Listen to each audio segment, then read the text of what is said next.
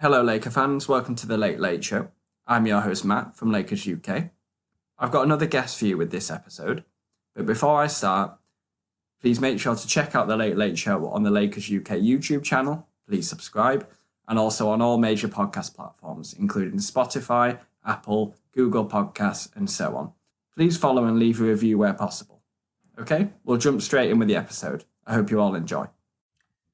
Welcome to the Late Late Show.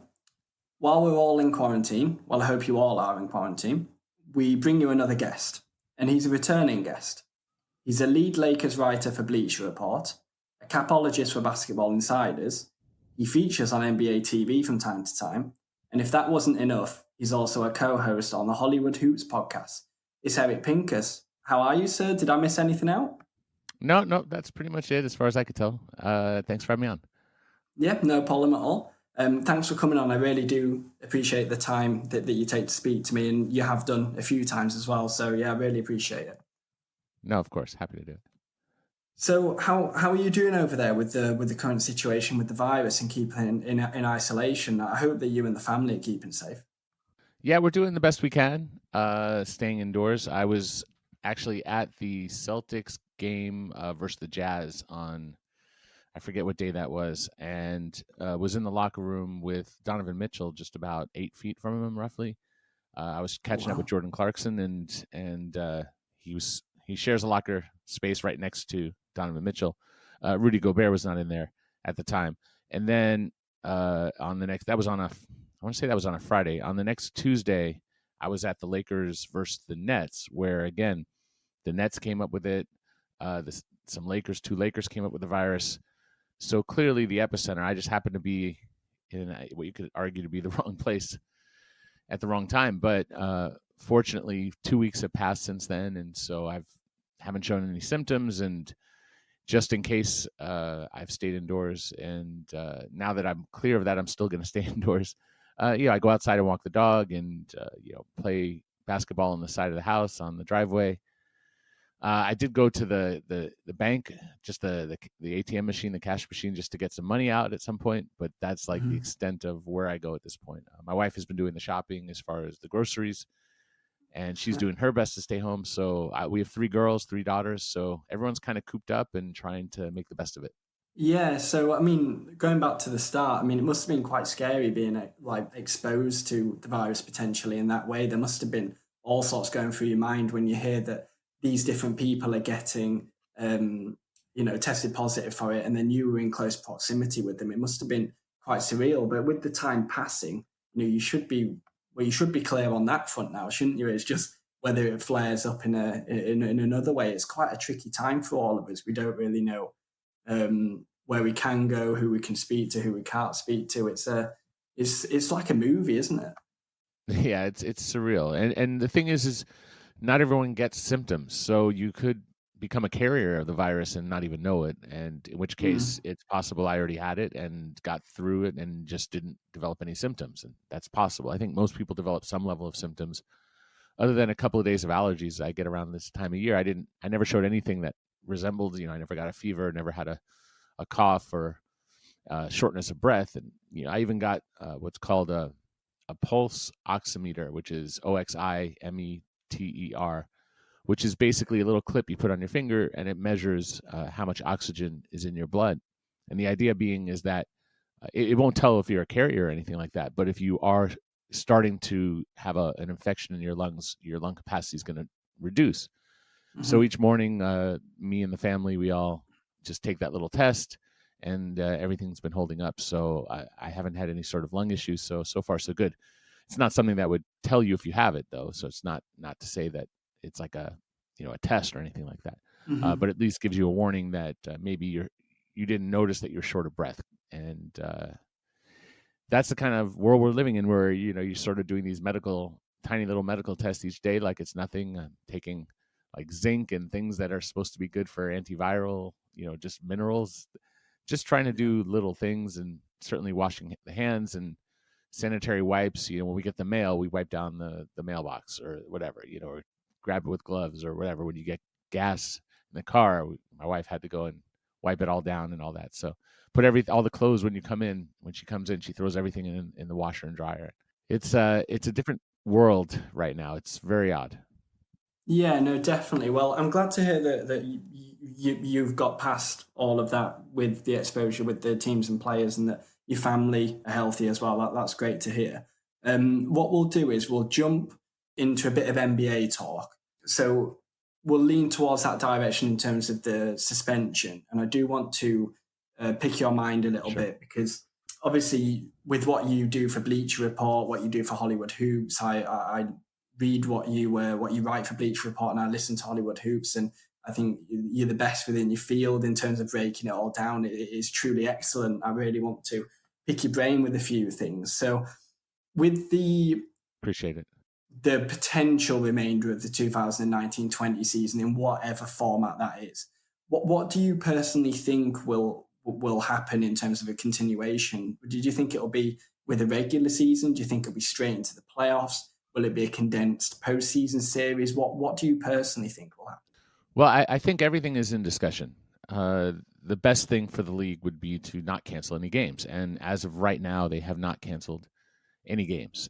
And there's been Mm. some talk that they can start deducting money from player checks that they've committed to paying. Players typically get paid on the 1st and the 15th of each month, and that the 1st will be a full check, but the league hasn't committed to the 15th.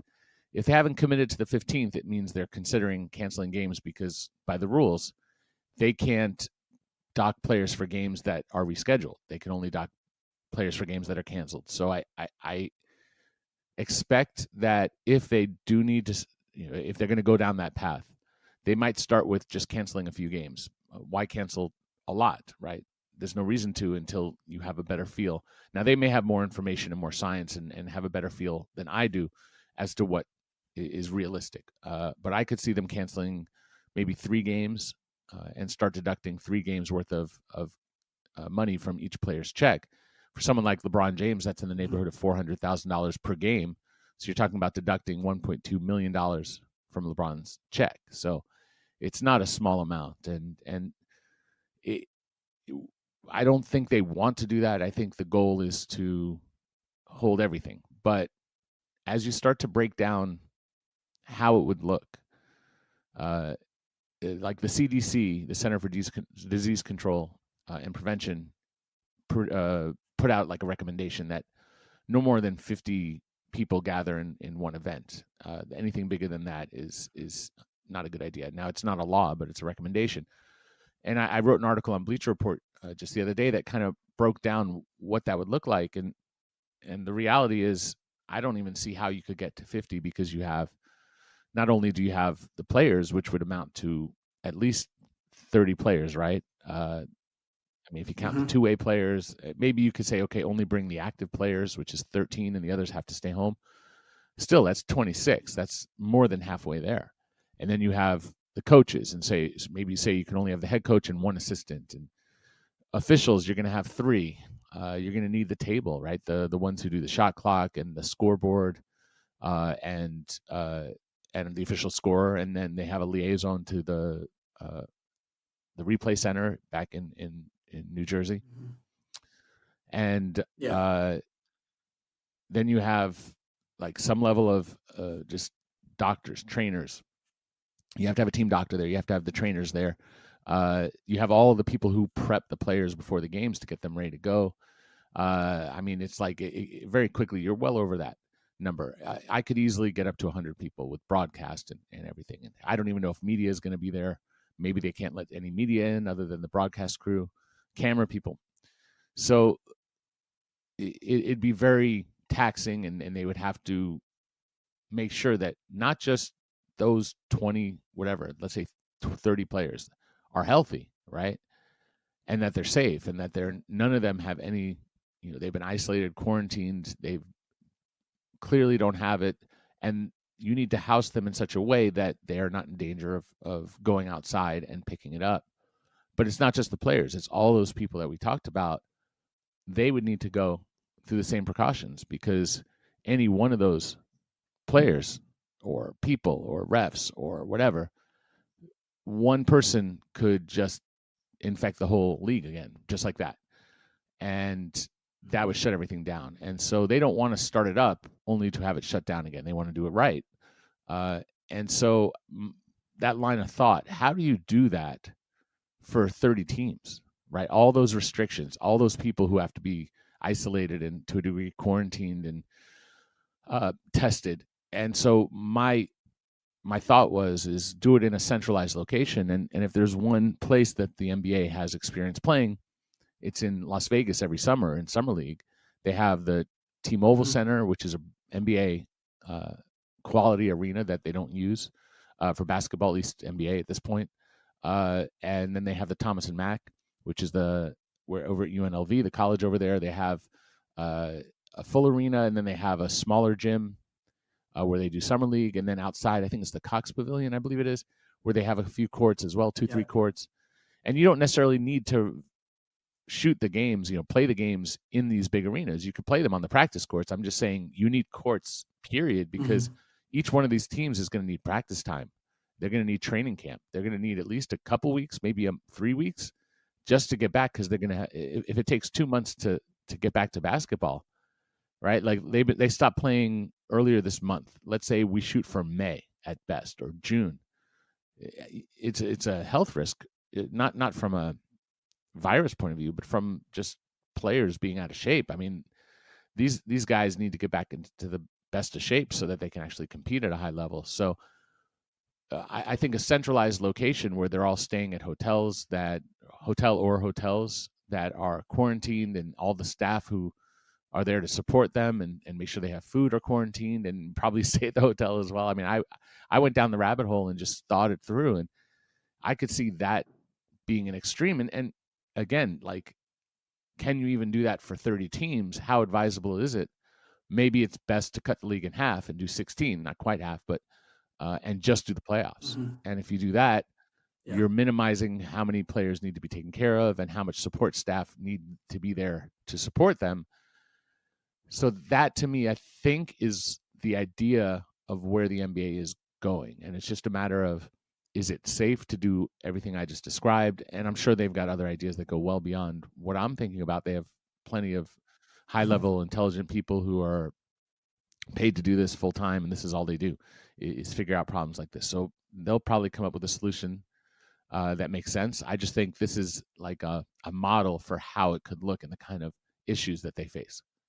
Yeah, no, definitely. And I was listening to that on the latest Hollywood Hoops podcast as well, and then reading about it in your article as well. And it's a really interesting concept of it coming to a central location like that. It's just, when you break it down, especially the way you have done there, is absolutely fascinating, because all these logistical challenges come in. And initially, when, maybe just the general fan, they think, oh, just get the players on the court, play the game. But then, like you said, you've got the officials, you've got the staff, you've got the coaches, you've got the broadcast team, you've got the hotel staff. All these different elements come in. I think on the Hollywood Hoops podcast, you brought in like the catering staff and the cleaning staff, people like that. It would have to be complete isolation with all these individuals, like no one in, no one out, just really strict, limited down to the bare bones. And then you have mentioned as well the players away from their families, you mentioned on the podcast as well. And well, I mean, just speculating on that, the strain of taking care of one person is going to be a lot. So every person you have to take care of, you're going to need multiple people to make sure that everything is there, all the food requirements, all of everything it takes. It may be 2-3 months or however long this lasts, that everybody involved has to commit to going without their families. Because if you've got kids and taking care of kids and locking them into hotel rooms, how do you occupy them? I mean, it's not, I'm not saying it's right or wrong, or I'm not, it's cold and it's cruel to keep someone away from their family for a period of time. But I don't know if the league can continue if the players have their families there and they've got to provide play areas and something to occupy the kids for 2-3 months. It's a very, this is a very, if we were talking about, a few $100, whatever, or a few $1,000, we're talking about maybe $1 billion or $2 billion worth of revenue that's at stake here. It's worthwhile for the players to be able to earn the rest of their money. they need to be able to do what they need to do to make that happen. Definitely, yeah. And in terms of, obviously that's the challenges of getting this season back, but what impact does this have on the league moving forward? So could you talk us through how it affects next season's salary cap, a potential start date, the draft? There's all them different elements that come into play. Right. Well, the league is frozen, so everything is pushed back. And technically, the season ends on June the 30th, and the next season starts on July the 1st. So there's a reasonably high chance that we will not be able to finish the season in time. And if that's the case, then what happens? Because the collective bargaining agreement is written as it's written. The answer would be is that the players cannot change it and the league cannot change it, but together they can collaborate and agree to change it, and they could agree to anything they want. So the rules that I can go by are in writing, but that they have the power to rewrite the rules to accommodate this situation means that whatever my analysis is, it can be completely out of the box, totally irrelevant, because they come up with something totally different. And I think the first step is agreeing that the season will end at a later date, and maybe August or September or whatever it is, or they just leave it open-ended, which means you would probably push the draft back because the draft is one of the biggest trade days of the year. There's the trade deadline, there's the draft, and I think the draft may actually have a higher volume than the trade deadline at this point, even if a lot of them are just small trades of like second-round picks moving around. And then you have free agency, and there's a lot of trades around free agency. But the thing is that teams can't make trades during the season. Well, if their team is active, they can't make a trade. And since everybody is technically active, it doesn't make sense to hold the draft in June if the season isn't over yet. So that would get pushed back. As with Summer League could become the Fall League, and it could actually be canceled. And unfortunately, it depends on how things go, simply because if the season runs through September, and the next season is supposed to start at the end of October, that doesn't make a lot of sense either. I could see next season being pushed back to as late as Christmas, or right around there. That's what they did in those lockout seasons. That's always the kind of the drop dead date, is to make sure you have games as of Christmas. So next season could be postponed, and I think that's fine. I mean, there has been talk of at least ideas of what if you move the season back. This was something I saw in Boston at the Sloan Analytics conference, the MIT Sloan conference, where Steve Koonin, who is an executive with the Atlanta Hawks, suggested, and it was sort of a brainstorming session, suggested moving the season back anyway, because the NFL has its time, and why compete with them? The mainstream audience doesn't really start watching basketball until December anyway. So why not start then? And then there's no real activity over the summer other than some baseball, and that's not really as much of a direct competition for the NBA. So it's an idea that maybe happens organically. It's not something the league was ready to do, and most negotiations between the players and the players in the league don't happen until it's time to work a new collective bargaining agreement, which is not until like 2024, I believe. But since they're at the table, maybe now would be the time to say, okay, we'll do this, and we'll start next season late, and we'll do it, and we'll finish it late, and maybe now that we just have a new way of doing business now. Maybe this is just the best time to do it, simply because nature in the world has caused that. As far as the salary cap, the challenge is, at this point, we don't know how much money is going to be lost. But I think it's safe to assume if games are canceled regular season and we just have the playoffs and everything that's gone on, they could lose up to $1 billion or 800,000, or some conservative estimates might be 500,000. I think that's way too low. But we just don't know. And let's say, just because it's a round number, 1.2 million, the players get basically half of that. That's their agreement, more or less, that they split the money with the league. And so that's $600 million that the players lose. And how do you account for that? The way you would do that is you would lower the salary cap, divide that by 30. You would lower it by 20 million. It's 30 30 teams. So, there's 30 teams. You divide it by 30. 20 million per team would take it from the projected 115 million down to 95 million. If I'm way off and the math is twice as much, and if it was 2.4 billion, let's say there's no playoffs, that would be all the way down to like 75 million, which is crazy to think about. Everyone would be in the tax. Every team would be in the tax. There wouldn't be any spending money. It would be so constricted. It would be outrageous, and it would produce problems where it would lower the next year's cap. Not this season, not the next season, but the one after that would be lower because of kind of a cascading result. And it could be 3 or 4 years till the league is back in balance. So all that taken into account, we go back to the point that the players and the league can agree to anything they want. They can rewrite things. They can do something different entirely. And in 2016, the union rejected the notion of cap smoothing, which was the national TV deal kicked in, and there was a gigantic raise in income, and the salary cap jumped $24 million. And the league wanted to artificially keep the cap down, make sure the players got their money. They just wouldn't raise the cap that much. They would cut a big check after the season for the difference. So raise the cap by like $6, $7, $8 million instead of 24. And yes, you're being shorted, but we'll cut you a check. We'll give a gigantic check to the union, and they could distribute it however they want. They'd probably give it to every player.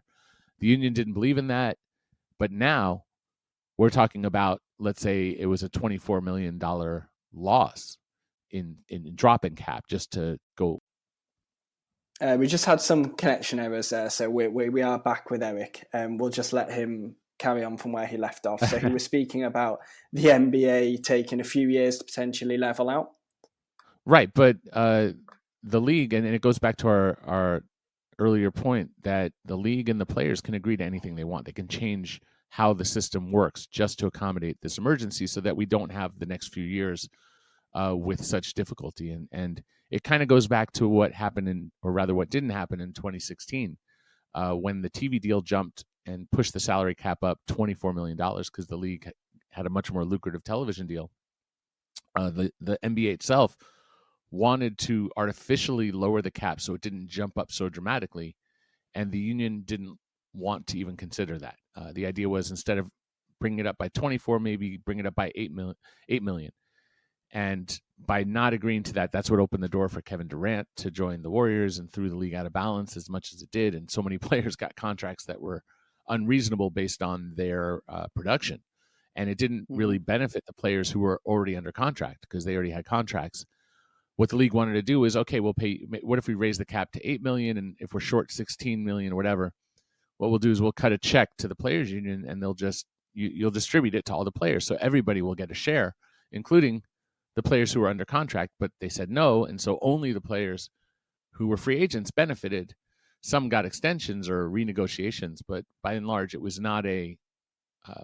If there's any flaw on the record of the union, Michelle Roberts and her leadership, it's this decision that I don't agree with, and a lot of people don't agree with. I would say otherwise they've done quite well, and I respect a lot of what she's done and how we've avoided lockout. So I don't want to pile on her, but this one issue I have with her decision. But now that we're looking at it the other direction, what if we're talking about the cap dropping by $24 million, and now the league is saying, if they're saying, why don't we go to cap smoothing?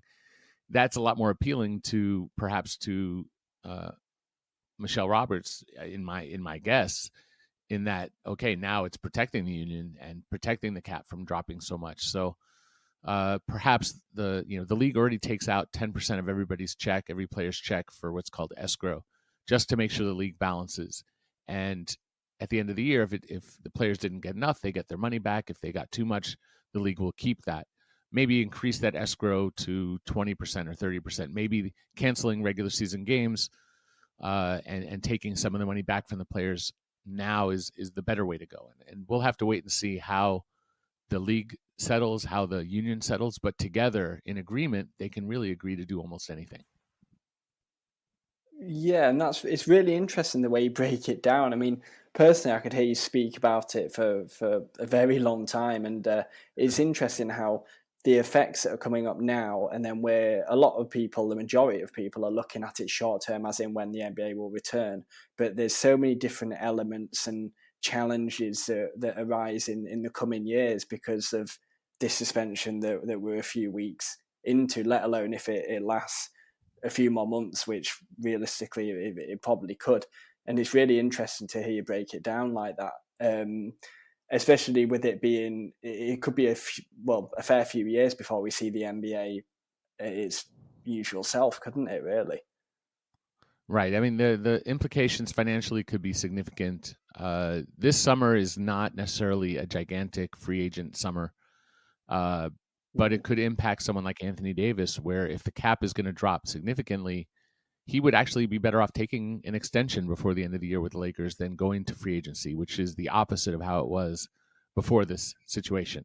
It impacts Ben Simmons and Jamal Murray directly because they signed extensions, max extensions, and what that means is their contract just says max, and the max was projected to be, I think they were going to make in the neighborhood of 29 million or something like that in their first year, and that might drop to 25 or 24. So they'll stand to lose significant money, but that's just this summer. It's the one after that where then it's the summer of Giannis, where so many teams are gearing up to make a run at him, and where the Bucks want to give him an extension this summer.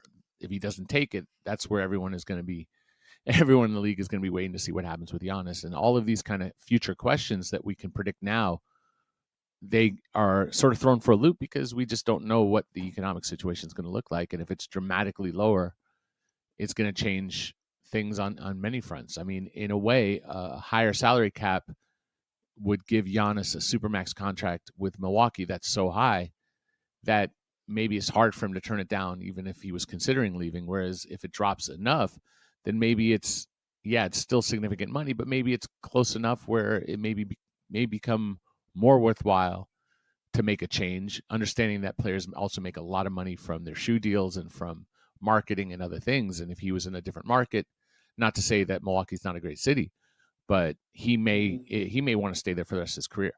But if he doesn't, he has the opportunity to make up the lost money in salary, especially if the salary cap drops, if he goes somewhere else. So he won't make as much from the NBA team, but he may be able to make more in total. So these are things to talk about, think about.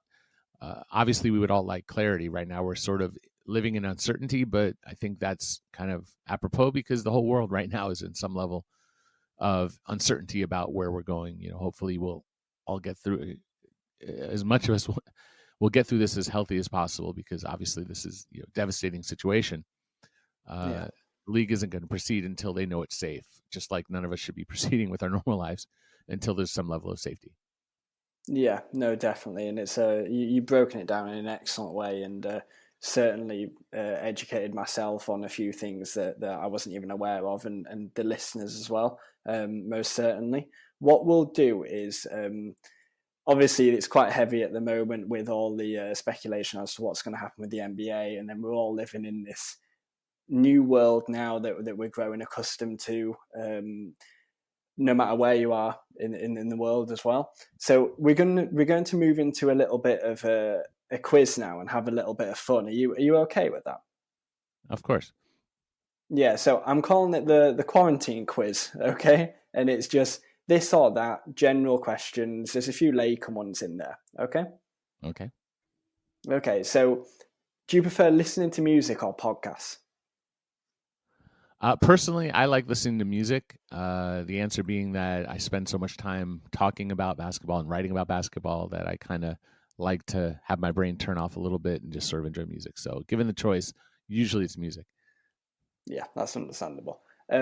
Online shopping or in-store shopping? Right now, it's all online, right? I mean, even online, there's a delay. If you go to Amazon and want to get, I needed some toner for a printer, and it was like, oh, it'll come like in mid to late April, so I had to find somewhere else to get it. Day to day, beyond this crisis, there are certain things you can't buy online. One of them is basketball. I don't know if you order a basketball, you're going to get what you get, but if you go to the store, you can actually put your hands on them, and the same model of basketball will have a different grip. It just feels different, and you have to find one that feels right. And so for buying a basketball, absolutely 100% in person. Okay. Cats or dogs? Oh yeah, I'm very, very allergic to cats. I'm allergic to Ah, dogs, but not so bad that I actually have a dog we've had for about 3 years now. The first dog I've ever had, and I had a terrible allergies a couple weeks back because mhm. when allergy season comes, my resistance is just lowered because I'm fighting it all the time. But I can manage with the dog that we have. But cats, forget about it. I'm a mess. I cannot handle. I like cats. I think they're. I used to play with cats. I had a girlfriend who had a cat, whatever. But at some point, my allergies just became overwhelming. Ah, okay. And who's the greatest Laker ever? That's a tough one. I mean, I think now that we've lost Kobe, I think he's going to go down as the greatest Laker ever for what he means, for what he did, and for what he ended up representing in the end. And I think you could argue Jerry West because he's the one who got Kobe and Shaq and helped keep together and make sure that the Magic era. He didn't start the Magic Showtime era, but he did a lot to really put that second half of that run together. But now he is with the Clippers and he was with the Grizzlies. So I think if anything, that's diminished in Shaq. You could say how great he was. He played for other teams. You could definitely argue Magic, Hmm. but his run as the vice president of operations or whatever his title was, maybe that not drops him down a tiny notch. Yeah. Kareem won a ton of titles, but I think at this point you probably got to go with Kobe. Okay. And on the topic of Kobe, number 8 Kobe or number 24 Kobe? Uh, I mean, I'll go with 24 because that was the mature grown up Kobe who I related to and got to know a little bit more with my time. I wasn't around as much as a journalist. I was for some of 8 of when he was running number 8, but most of my coverage of Kobe was when he was 24. So that's where that's the Kobe I knew a little bit better. So I'll go with 24. Okay. Apple or Android? Android. I like Apple. I started on an Apple II Plus in a long time ago, which is a very old computer when I was a very Okay. young kid. Uh, but very quickly became more of a PC guy and PC and Android. So yeah, I like the iPhone, but I like what you can do more with the Android system. Yeah, I agree. A horror film or a comedy film? Ooh, that's more of a mood thing. I don't mind a good horror movie. I probably prefer comedy. Mhm. And if I would watch horror, I would want it to have a strong element of comedy to sort of break the tension. So probably comedy above horror, but I'm open minded. Okay, a mix of both by the sounds of it. Okay. A movie marathon or a TV show binge? Probably a TV show binge. Probably catch up on certain series.